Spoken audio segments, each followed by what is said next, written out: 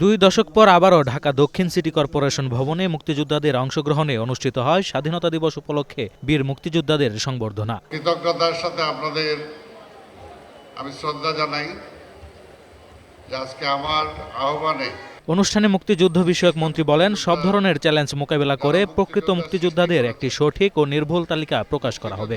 মাননীয় প্রধানমন্ত্রীর পরামর্শ ক্রমে মহান সংসদের মাধ্যমে জাতীয় ঐক্য তৈরি করে এই চ্যালেঞ্জের মোকাবেলা করে সঠিক তালিকা জাতির সামনে প্রকাশ করব ইনশাআল্লাহ।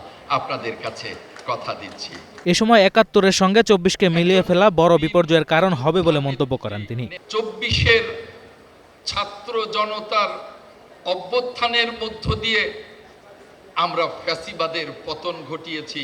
আমাদের বড় একটা অর্জন। নিঃসন্দেহে স্বাধীন দেশে এই রাজনৈতিক অর্জনগুলোকে আমরা শ্রদ্ধা করি, সম্মান করি।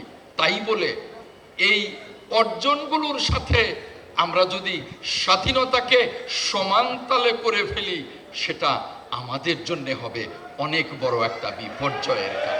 অনুষ্ঠানে ডিএনসিসি প্রশাসক আব্দুস সালাম প্রকৃত মুক্তিযোদ্ধাদের কল্যাণে বেশ কিছু দাবি উপস্থাপন করেন। তিনি মুক্তিযোদ্ধাদের ভাতা বৃদ্ধি, পুনর্বাসন এবং সব সরকারি সুযোগ সুবিধা বিনামূল্যে প্রদানের জন্য সরকারের প্রতি আহ্বান জানান। ঢাকা মহানগরীর সেই সকল অসচ্ছল মুক্তিযোদ্ধাকে সচ্ছলতার দায়িত্ব ঢাকা সিটি কর্পোরেশন নেবে। আমরা বিশ্বাস করি যে আজকে মুক্তিযোদ্ধাদের জন্য যা যা করণীয় আছে, ইনশাআল্লাহ আমরা বিশ্বাস করি যে তারেক রহমানের নেতৃত্বে এই সরকার সবটুকু করবে, এটাই আজকাল আমরা বিশ্বাস করতে চাই।